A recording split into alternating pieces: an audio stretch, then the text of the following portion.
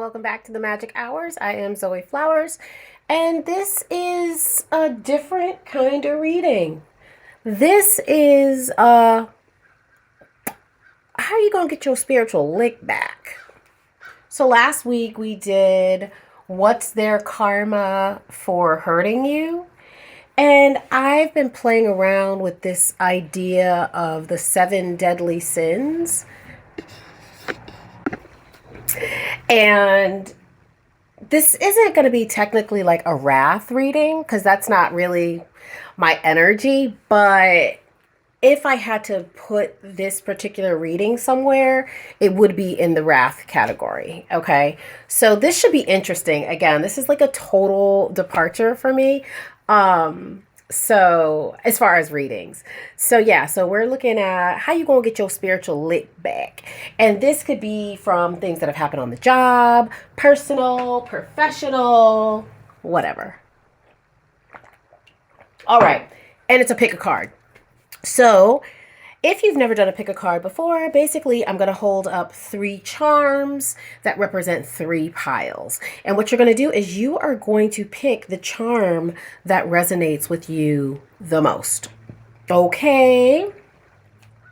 This could be like 7 Deadly Sins week. This would have been so good for Halloween, but it is what it is. All right. So pile number 1, we have this music charm. I'm sorry, this musical note. All right, musical note for pile number 1. Pile number 2, we have a seashell.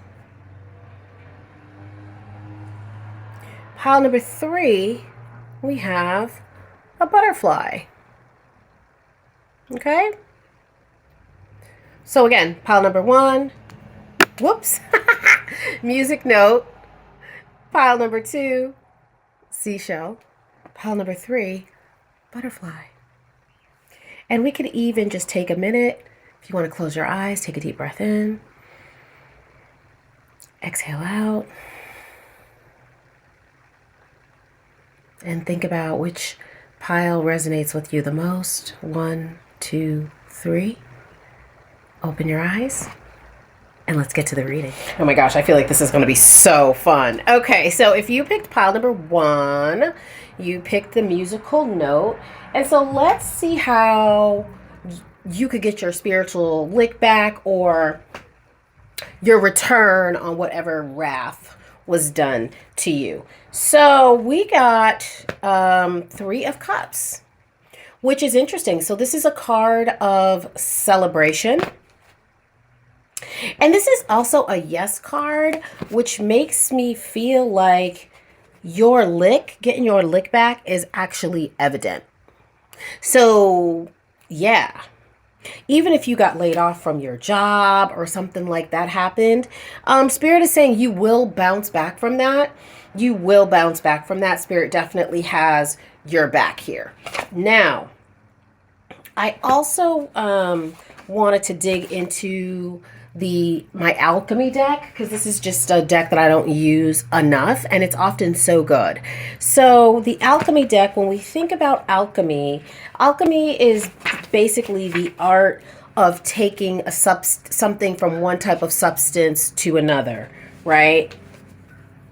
And so here we have nebula or fog. Now, I'm not really sure because this deck is Kim Krantz and she always has her decks separated in a certain kind of way. So that's the only thing here with that. So nebula, fog. So for me, what I'm thinking is that the fog is going to be lifting, but she may have something more interesting to say than what I'm thinking about. Okay, so let's see what we got. Nebula, fog. Oh yeah, disorientation, a funk, A lull. When fog is present, nothing is clear, not even the problem. It's hard to orient oneself or to know where you're headed. A distinctly damp mood blankets the laboratory. Fog can be surprisingly pleasant as a counter to drama, and therefore it can lull us to sleep for long periods of time. Fog is a natural balm for pain and trauma, yet this state cannot sustain us, for we long to see the horizon and our surroundings. There are two solutions to alchemize fog. So one is heat. So thinking, sweating, she says, creativity and passion.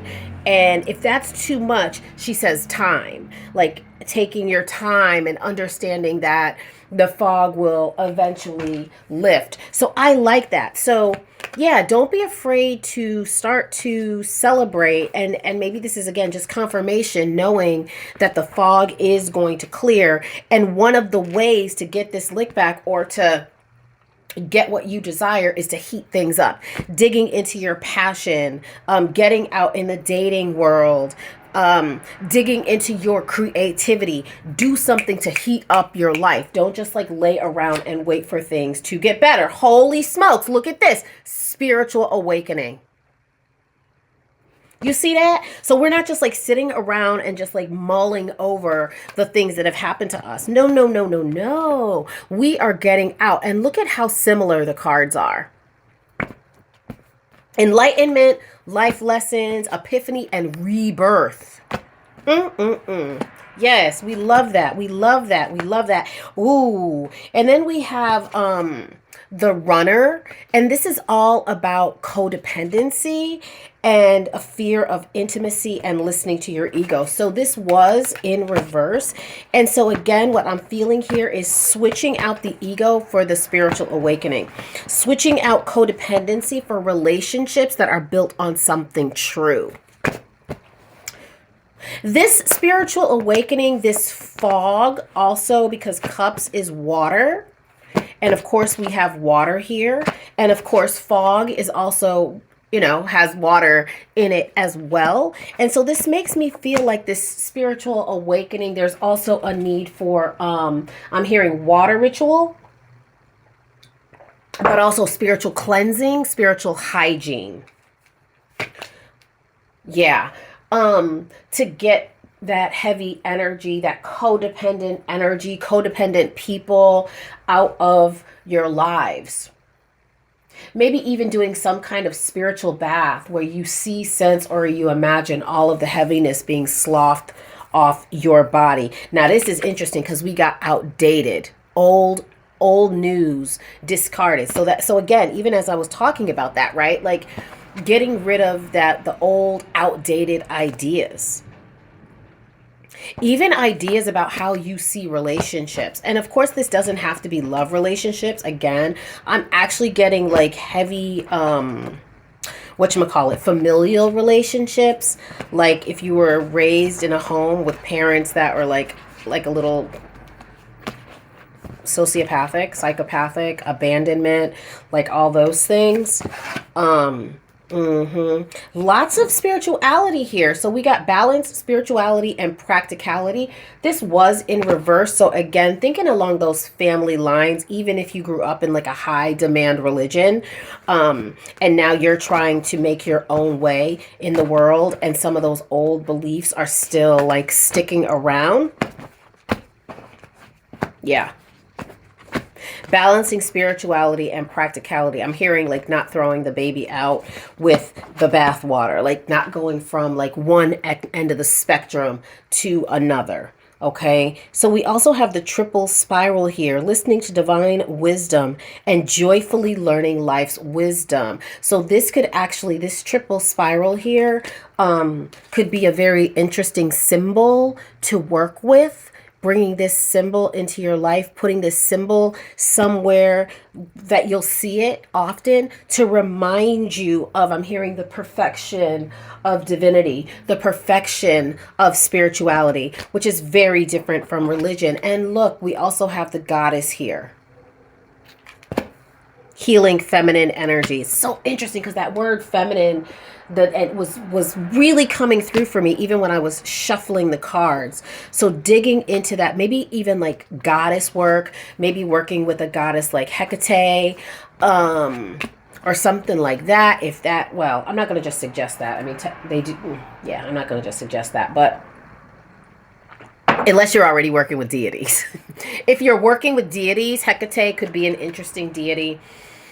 And maybe she's been courting you. If Hecate has started to show up, if she started to court you, let this be your confirmation. Okay, we'll just put it like that. Wow, a lot about the divine. Now here we have Adam, dark divine father of creation. Remember, I was talking about parents.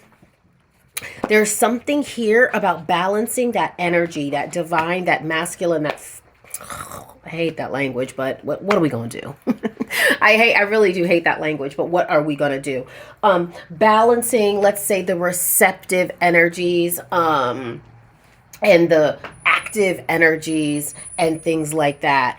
Looking at parental figures, and perhaps you received distorted, again, ideas, coming back to that high demand religion. Maybe you've received distorted ideas about what relationships look like, and there is a need to cleanse that. We have make an effort. Okay, so this is not something that's going to just heal on. Oh my God. You got to be kidding me. Spirit. Religious factors. Because even I was like, why am I so heavy on that conversation? But clearly it's here. So you need to make an effort to unlearn those ideas about religion that outrage here. Again, spiritual abuse. All these things are real things that maybe you've been struggling with. I've been struggling. Another way to, get your lick back, whatever, just go ahead and wish them well and leave them be. And then new love here, not being afraid to have new love, not being afraid to, what do they say? Success is the best revenge. And then your growth, not being afraid to grow. Your growth is going to be one of the best ways to get your revenge is by growing, moving forward.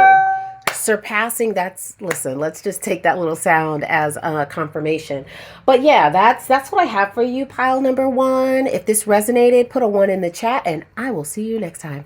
Bye. Okay, pile number 2. If you picked the seashell, and I'm hearing that song, what is it? Sipping by Sally sipping seashells, whatever. Anyway, pile number 2. How you gonna get your lick back? By making your dreams come true. This is my wishes come true card, but also believing. Yup, see? Yup, I always like to do a little confirmation. There's a yes there. With this King of Cups, emotions, believing that your wishes can come true. So much of what goes on with us starts in the mind. There is a universal law that comes, I think, out of the text, the Kabbalion, and I think that one of the first tenets of the Kabbalion is about all is mental. All is mental. Our thoughts are super, super, super important. So the other piece here. So when you're thinking about bouncing back, when you're thinking about getting back what you deserve, we got argentum, okay, or silver. And the key word here is lunar reflective chrome. Amidst its upper echelon status, silver shines eternally. In second position, it is the lesser sibling. So I bet that's to gold. I bet it's to gold. It is the lesser sibling, the one that's not quite there yet. A true alchemist does not resist this truth, but rather studies its subtle implications and its wisdom. There's something here. I'm not sure where we're going yet, but I feel it percolating. But rather studies it, the subtle implications and its wisdom. Silver requires polishing, or the surface tarnishes over time. Mirrors require cleaning, or the image clouds and distorts, whereas gold sustains its own malleable radiance. Silver asks for our participation. So I feel like this is like how we get our lick back is paying attention to your shine.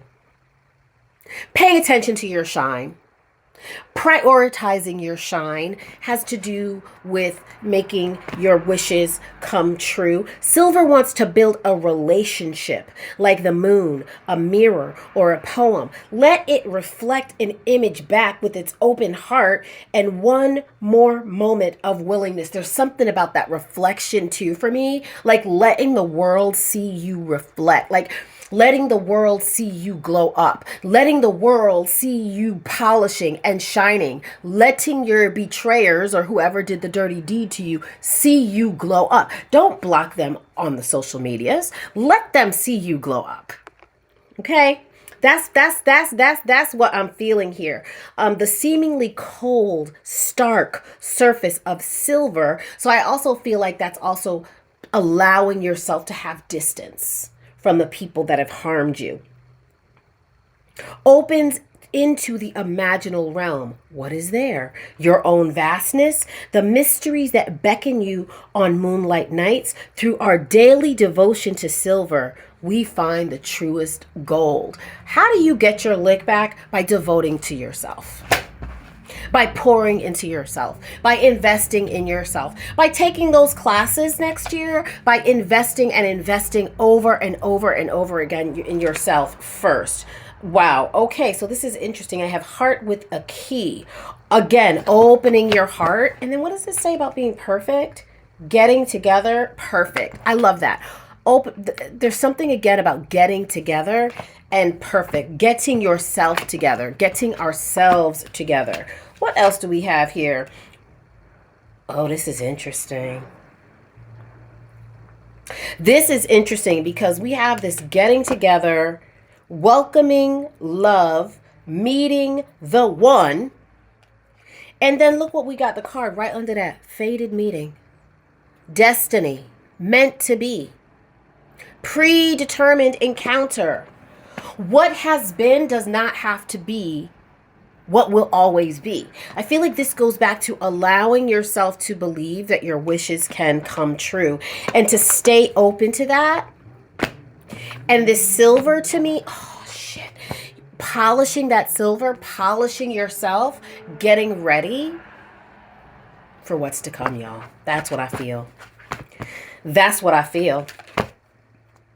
Oh my God. I said that's what I feel in their feels.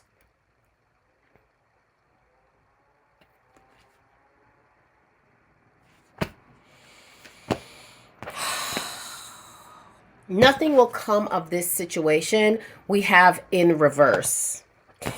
And we were talking about the moon and silver, and there's that full moon right there.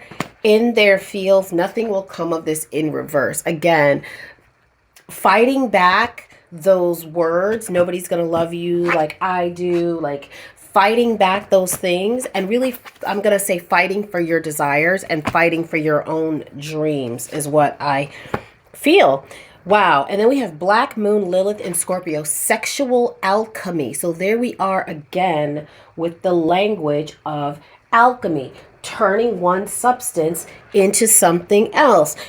You may be doing something sexual, maybe doing something to reawaken your sexual energy. Like, I don't know, tantric yoga or tantric classes or like pole dancing classes or like something to connect you to your sexual energy and again to alchemize your sexual energy. I'm hearing sexuality from the inside out. So I have separation here.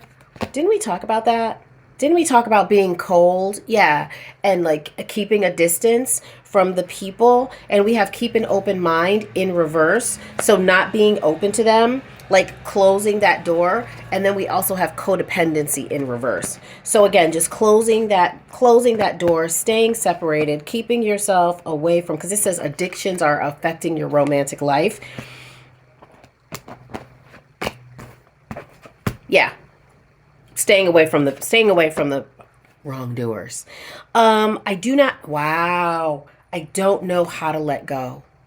Wow. I don't know what to say. Well, the people say we can't heal in the place that harmed us. So I think it's pretty clear about separation and not talking to people, going no contact, and all of that good stuff. And that will lead to prosperity. So we do have a symbol here for prosperity. We do have what's called a sigil. So maybe working with this sigil. And then we have the elements. So perhaps working with earth, air, fire, water. Doing some kind of, if you're a person who's into ritual, doing a prosperity ritual involving the elements, perhaps like a cord cutting ritual to help get, separate from this codependent energy. And then we have obscurity. And so again, to me, that's like, again, fading back from this, whatever this situation is, and almost, again, fading into obscurity so that they can only see you on the gram, not in real life. And then we have sovereignty, which I love. I just feel like this is the perfect last card, pile number 2, to step into your own sovereignty, being a sovereign being and understanding your power. This is the only card that I'm feeling moved to talk about the numerology of. This is card number 41. In numerology, we add double digits together. And so that would be 5. And 5 is freedom in numerology. So setting yourself free. And how do you set yourself free? By polishing up your own self, by allowing yourself to shine, and by becoming obscure to people who don't love you. Be but a whisper in the back of their mind. Okay?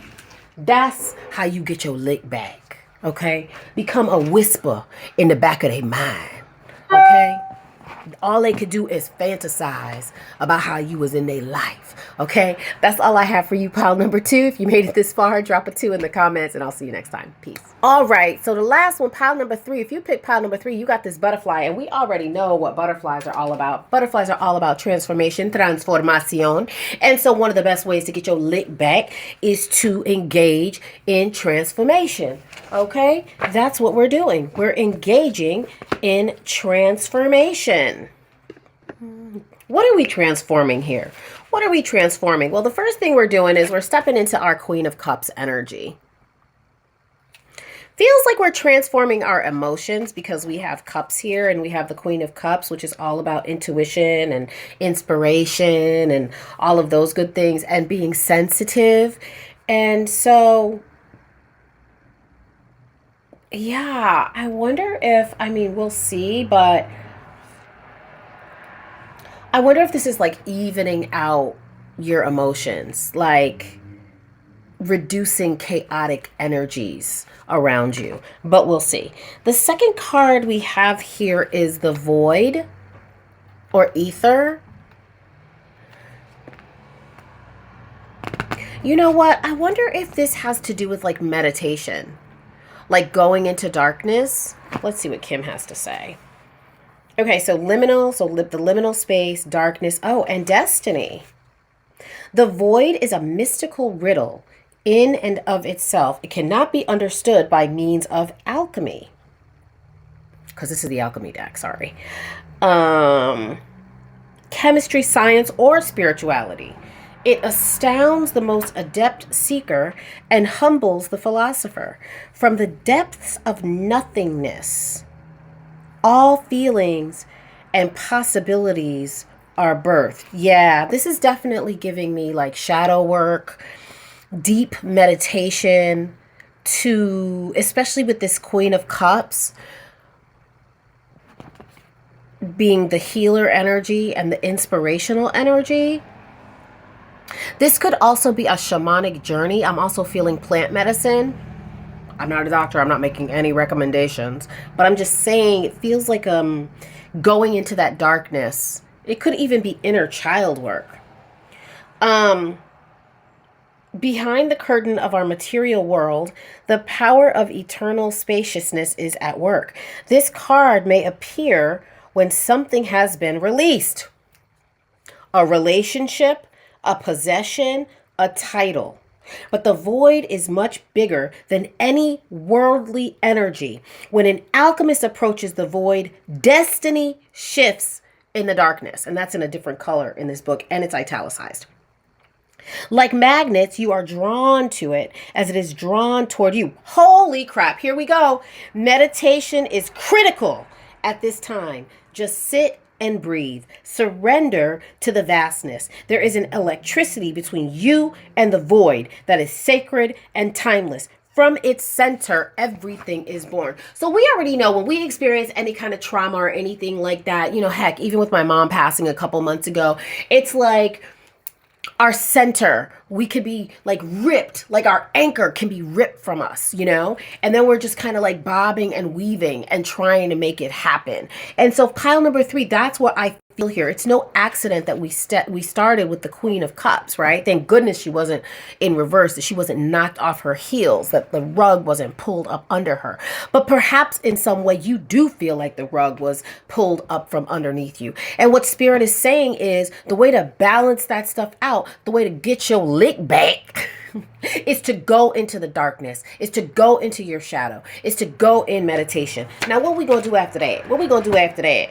Oh, so we have truth here. And we even have the sword of truth. This says confessions, clarity, reveal, secret. But I don't feel like that's where we're going. Well, the reveal part I do. Because it's like, go sit in the darkness. And look how they're both dark. These cards are mirroring each other with the total, like the black and the white. Go sit in the dark and think about what happened. Go sit in the dark and figure shit out, and then come back out and tell us your journey. This is my shamanic journey pile. I feel confident about that. Holy crap. We have girl with a snake. You see the snake back down? There's another one over here, and then there's another one on the floor. Girl with a snake, empath and narcissist paradigm, being charmed or used. Enable boundaries. Again, with this black and this white. But we know snakes are also about rebirth, which is why I love them, which is why I have them like in so many areas around my house. Okay? Because there is a need to shed. There is a need to shed these old paradigms and trade in fulfilling a fantasy, or trade in the drama for fulfilling a fantasy.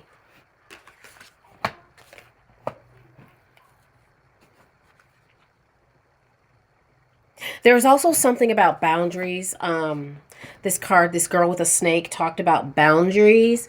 And so it's like, maybe when you're going and you're sitting and you're in your ritual, you're again in your shamanic journey, your vision quest, whatever it is that you're taking, whatever you're shedding, building up strong boundaries is the best way to get your revenge.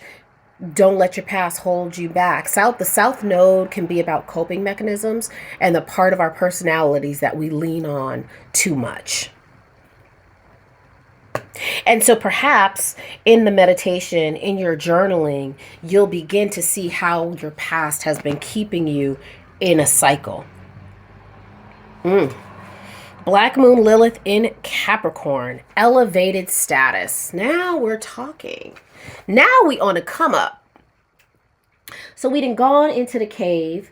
We done confronted our inner child, or what? Oh, how did I cut myself? Oh my God. Weird. And now we can move into an elevated status, right? We're not letting our past hold us back. So we're moving to an elevated status, which we love to see, and understanding that we deserve love. You are lovable.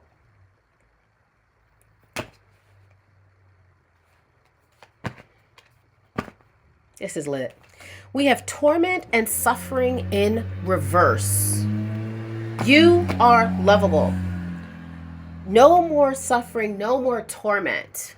It's interesting that we got torment right with the sun and suffering along with this Black Moon Lilith in Capricorn.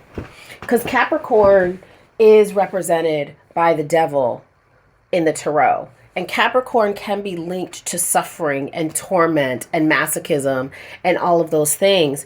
And again, one of the best ways to end these cycles and to get our lick back, so to say, is to understand that we deserve love. Now I hope I will see you again sometime and you can't come with me. Totally feel that's self-explanatory, especially again when we're talking about boundaries and perhaps this, this elevated status that we're in. Again, what do they say? The best revenge is success. Moving into an elevated status where you love yourself and you allow other people to love you and you set those strong boundaries where people can't do that crossing. They can't cross you again. And then we have spirit, heavenly assistance from your angels and guides. And so for me, as we begin to wrap this up, I'm just going to keep going back to the fact that deep spiritual work is the key here to attaining pleasure, because this pleasure card was in reverse. Okay. And so I feel like, again, this deep spiritual work, this going into the void, this going into the darkness is the key to coming out on the other side. So that is it. I hope that you enjoyed this reading. Please like, share, and subscribe. It helps me so much. Help me grow my channel as I'm slowly crawling my way back after a really hard year. And yeah, this truly gives me joy. So if you have suggestions about readings you would like me to do, let me know and I'll do them. All right. See you next time. Bye.